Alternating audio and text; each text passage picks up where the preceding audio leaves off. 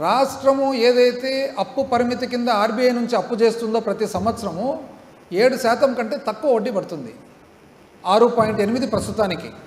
మీరు చేయబోయే అప్పు రేపైనా మాపైనా మళ్ళీ దీని కిందనే రాబోతుంది. కానీ ఇంచుమించు 10% వడ్డీ పడబోతుంది. అంటే 3% మీరు వడ్డీ ఎక్కువ కట్టాల్సి వస్తుంది.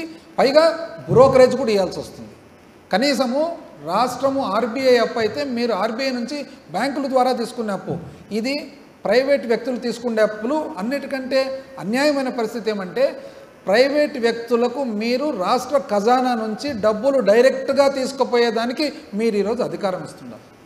దీనివల్ల రాజ్యాంగంలో ఉన్న ఆర్టికల్స్ 293(1), 293(3), 203, 204 అంటే రాజ్యాంగంలో మనకు ఆర్టికల్స్ 293(1), 293(3), 203, 204 ఉల్లంఘన చేస్తూ ఉన్నారు.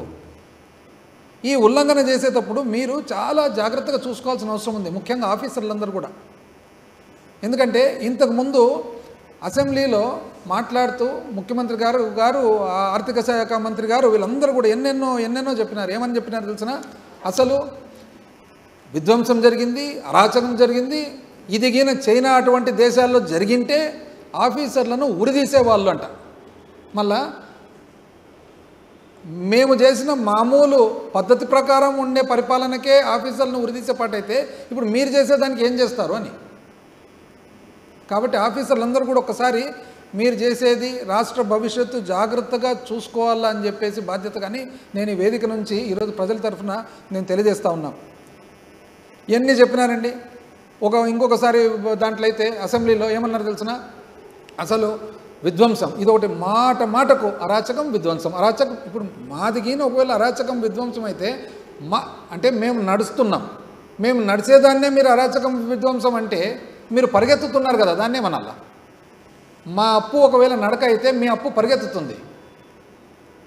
మా ఆదాయం ఒకవేళ పరిగెత్తుతుంటే మా ఆదాయం ఒకవేళ నడక అయితే మీరు కూర్చున్నారు. మేము ఒకవేళ బాండ్స్ ఇష్యూకి పోతే మీరు తాకట్టే పెట్టినారు.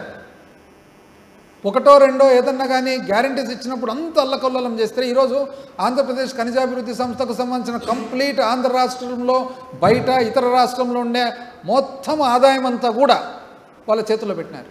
అన్నిటికంటే అధ్వానం ఏమంటే ఒక కంపెనీకి కావాల్సిన అప్పు సర్వీస్ చేసేదానికి మీరు రాష్ట్రానికి సంబంధించిన ఆదాయం కూడా తాకట్టు పెట్టేసినారు. తాకట్టు కూడా ఇట్లా పెట్టినారు, అడగకుండానే డ్రా చేసేదానికి. మేము చేసినాము. ఎట్లా చేసినాము, ఏ విధంగా చేసినాము? ఆ రోజు ఏపీఎం మన చట్ట ప్రకారంగా స్టేట్ డెవలప్మెంట్ కార్పొరేషన్ పెట్టాం. స్టేట్ డెవలప్మెంట్ కార్పొరేషన్ పెట్టినప్పుడు ఏం చేసినాం? మేము ఇట్లా చేయలేదే. మేము సిండికేట్ల మాదిరి బయట మత్తు పానీయాలు, మన లిక్కరు ఏదైతే ఉందో ఆల్కహాల్ సిండికేట్లు అయి ప్రైవేట్ వ్యక్తులు అమ్ముతుంటే ఒక సామాన్య మానవునికి అర్థం కావడానికి చెప్పాలంటే ఒకవేళ ఎంఆర్పి అమ్మవలసిన రేటు బీరు 100 రూపాయలు ఉందనుకోండి, ప్రైవేట్ వ్యక్తులందరూ కలిసి ఒక 10 రూపాయలు ఎక్కువ అమ్మేవాళ్ళు.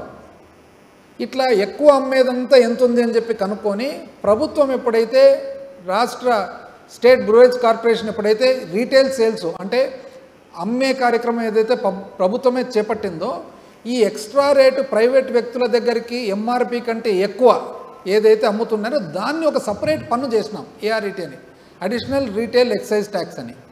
ఆ పన్ను మాత్రం ఎంతైతే ఎక్స్ట్రా అంటే ఏదైతే ప్రైవేట్ వ్యక్తుల చేతికి పోయేదో అది ప్రభుత్వానికి ఫస్ట్ వచ్చేటట్లు చేసి ఆ డబ్బుల ద్వారా ఒక అప్పు చేసి ఆ అప్పు దేనికి వాడినాం? 4 విషయాలకే వాడినేది. రైతు భరోసాకు, అమ్మఒడికి, మహిళలకు సంబంధించిన ఆసరాకు, మహిళలకు సంబంధించిన చేయూతకు. ఇది కూడా ఎట్లా చేసినాము? చట్ట ప్రకారంగా చట్టము చేసి చట్టములో స్టేట్ డెవలప్మెంట్ కార్పొరేషన్ పెట్టి ఈ కార్పొరేషన్కు ఉన్న డబ్బులు ఏవైతే ఉన్నాయో ఇది కేవలం ఈ 4 పనులకని చెప్పి అసెంబ్లీ సాక్షిగా చట్టము చేసి ఆ ఆదాయము ఆ అప్పు దిద్దేదానికి ఇంతకు ముందు లేని ఆదాయం అంటే ప్రైవేట్ వ్యక్తుల చేతికి పోయే ఆదాయం ఏదైతే ఉందో ఆ ఆదాయాన్ని అంతా సమకూర్చి దానికి ఏఆర్ఈటీ అని పేరు పెట్టి మేము చేస్తే మీరు కల్లోలం ఆంకాలమ్మ తిరణాల చేస్తారు. తిరిగి మొత్తము కనపడిన ప్రతి మనిషికి లెటర్ ఇచ్చి తప్పు అని చెప్పి జరిగే పని కూడా ఆపిస్తారు. అయితే జగన్మోహన్ రెడ్డి గారు కూడా పట్టుదల ఉన్నారు కాబట్టి ఎంత కష్టమైన ఎంత నష్టమైనా కార్యక్రమం అయితే మేము పూర్తి చేస్తాం, ఇచ్చిన ప్రతి మాట పూర్తి చేసినాం.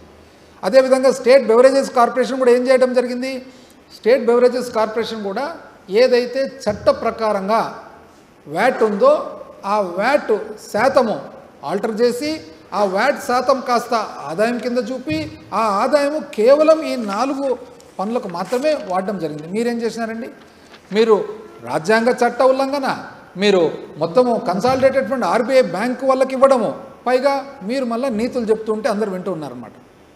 ఎక్కడ పోయిందండి అందరికీ? ఇంతకుముందు అప్పు అప్పు దిగులు, ఎంత ఆవేదన. శ్రీలంక అయిపోయా, వెనిజులా అయిపోయా, కంబోడియా అయిపోయా, ఇప్పుడేమైందండి? ఎక్కడున్నారు దిగులు పడే వాళ్ళందరూ? ఎక్కడ పోయినారు? మాకు అర్థం కాలే. ఇంత అన్యాయంగా అసలు మేమైతే ఎప్పుడు కూడా అనుకోలేదు పరిపాలన అనేది. అసెంబ్లీ సాక్షిగా ఒక వీడియో చూస్తూ ఉంటే ఆర్థిక శాఖ మంత్రి గారు అంటారనమాట, ప్రస్తుత ఆర్థిక శాఖ మంత్రి గారు, అసలు మీరు ఉద్యోగస్తులకు సంబంధించిన డబ్బులు కూడా వాడుకున్నారు. అవునా? మేమో వాడినది. చూడండి, ఇది మీరు 2024-25 మీరు ప్రజెంట్ చేసిన బడ్జెట్, మొదటి బడ్జెట్లో మీరేం చూపించినారండి? మీరు ఏదైతే 2018-19 ఉన్నిందో 18-19కి సంబంధించి 18-19కి సంబంధించి మీరింత 76,516 కోట్లు మాకు ఇచ్చిపోయినారు. 76,516 కోట్లు. ఏమేమవి? స్మాల్ సేవింగ్స్, చిన్న పొదుపు కింద, ఎంప్లాయీస్కు సంబంధించిన చిన్న పొదుపుల కింద 12,500 కోట్లు, ఎంప్లాయీస్కు సంబంధించిన ప్రావిడెంట్ ఫండ్ 16,500 కోట్లు, మరి డిపాజిట్స్ రిజర్వ్స్ 47,500 కోట్లు, అన్నీ కలిపితే 76,500 కోట్లు. మేము దిగిపోయినట్టుకి మేము ఎంతంటే మీకు ఇచ్చిండేది? మీరు మాకు ఉద్యోగస్తులకు సంబంధించిన అప్పు మాకు 76,500 కోట్లు ఇస్తే మేము దిగిపోయే నాటికి మీకు 76,000 కోట్లు అండి ఇచ్చినది. 500 కోట్లు తగ్గించి ఇచ్చినాం. మీరు మా గురించి మాట్లాడతారు. పోనీ మీకు 76,000 కోట్లు ఎక్కడి నుంచి వచ్చిందనేది కూడా చూడాలి కదా. మీరు ప్రభుత్వం చేపట్టినప్పుడు ఎంతండి మీకు వచ్చిండేది? మీకు వచ్చిండేది 33,000 కోట్లు. అంటే 33,000 కోట్లు ప్రభుత్వ ఉద్యోగస్తుల డబ్బులు మీ దగ్గర ఉంటే మీరు 5 సంవత్సరాల పరిపాలనలో 33,000 కోట్ల నుంచి 76,500 కోట్లు, అంటే ఎంత? 43,500 కోట్లు మీరు కలిపినారు. మీరు 43,500 కోట్లు ప్రభుత్వ ఉద్యోగస్తుల పొదుపు కానీ ప్రావిడెంట్ ఫండ్ కానీ మీరు వాడుకొని మేము ఇంకా 500 కోట్లు తిరిగి కట్టినాము. అంటే ఒక్క రూపాయి కూడా మేము వాడలేదు. మా పీరియడ్లో ₹1 కూడా ప్రభుత్వ ఉద్యోగాలతో మేము వాడలేదు. మీరు 76,500 కోట్లు ఇస్తే మేము 76,000 కోట్లు వాపస్ పెట్టినాం. మీరా అండి ఇంత అభాండాలు వేసేది మా మీద? ఉద్యోగస్తులు కూడా అందరూ చూడాలి ఇవన్నీ. ఉద్యోగస్తులు అందరికీ తెలుసు కదా, బడ్జెట్ ఇదేమి పబ్లిక్ డొమైన్. ఎవరే కానీ ఆంధ్రప్రదేశ్ బడ్జెట్ లేకపోతే ఈ పేజీకి పోతే వచ్చేస్తుంది. గ్యారంటీలు, అబ్బా మీరు గ్యారంటీలు ఇచ్చినారు, ఎన్ని మా మీద అభాండాలండి.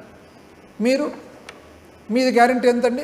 2018-19 55,500 కోట్లు మీరు గ్యారంటీలు ఇచ్చినారు కదండి. అంతకుముందు ప్రభుత్వాలు కూడా గ్యారంటీలు ఇచ్చినారు కదండి. అంటే మేమేనా తప్పు? ఎట్లా ఇంత అన్యాయంగా? అసలు నిజం చెప్పాలంటే ఇప్పుడు from the perspective of the physical consolidation road map of the country చూసినట్లయితే చాలా some matters of vast and grave importance are happening అన్నమాట. Never before in the history of this state, the government has actually permitted a private party who is the custodian of the bonds to have direct access to debiting from the consolidated fund of the state account from RBI. And this is in violation of Articles 293(1), 293(3), 203 and 204. APMDC is a PSU that basically is into mining activity and mineral trading.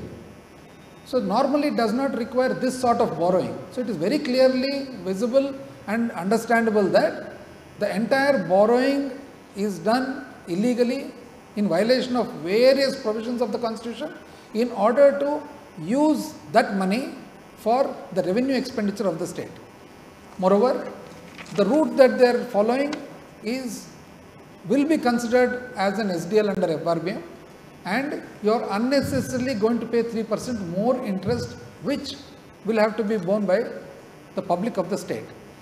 And it is extremely sad and disheartening to know that a combination and people from various parties coming together and none of them objecting to all these wrongdoings that the government actually is presently following. ప్రజల తరఫున ఒక ప్రతిపక్ష పార్టీగా మాకున్న బాధ్యత కాబట్టి ముఖ్యంగా ప్రజలందరూ కూడా తెలుసుకోవాలి, ప్రభుత్వ ఉద్యోగస్తులందరూ కూడా తెలుసుకోవాలి, ముఖ్యంగా ఎవరైతే ఆఫీసర్లు ఉన్నారో దయచేసి ఇటువంటి చర్యలు మాత్రం అంటే రాష్ట్రానికి సంబంధించిన అకౌంట్ నుంచి ఒక ప్రైవేట్ వ్యక్తులు డైరెక్ట్గా అప్పు కట్టేదానికి వడ్డీ కట్టేదానికి రాష్ట్రాన్ని అడగాల్సిన బాధ్యత అనేది లేకుండా ఆ ఫెసిలిటీ ఇవ్వడం మాత్రము చాలా శోచనీయం, దురదృష్టకరము. కాబట్టి ప్రభుత్వం ఇప్పటికైనా కానీ జరిగినది మాత్రము వెంటనే ఇది ఆపేసేయాలి. మీరు బాండ్స్కి పోండి, మీరు ఏదైనా చేసుకోండి, అది మీ ఇష్టము. ఎందుకంటే ప్రజలు మీకు అవకాశం ఇచ్చినారు కాబట్టి మీరేం, కానీ డైరెక్ట్గా ప్రభుత్వాన్ని అడగకుండా డెబిట్ చేసేదానికి మాత్రం దయచేసి ఈ చర్య మాత్రము తీసుకోకూడదని చెప్పి తెలియజేస్తాం.